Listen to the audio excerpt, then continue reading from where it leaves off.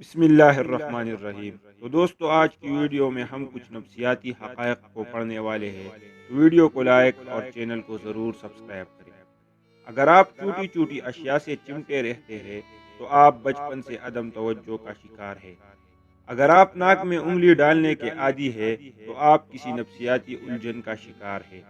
اگر آپ کو چھوٹی چھوٹی باتوں پر غصہ آتا ہے تو آپ محبت کی کمی کا شکار ہیں اور محبت کے متلاشی ہیں۔ اگر آپ چلتے ہوئے پیچھے مڑ کر دیکھنے کے عادی ہے تو آپ گھر سے ملنے والی کمی کا شکار ہے۔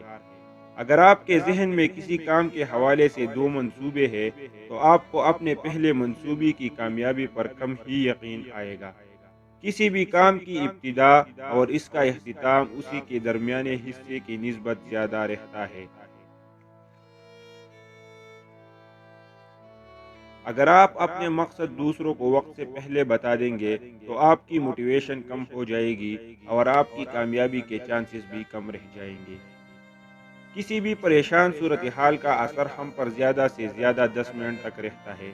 اس کے بعد کا اثر اس پر سوچنے کے باعث ہوتا ہے۔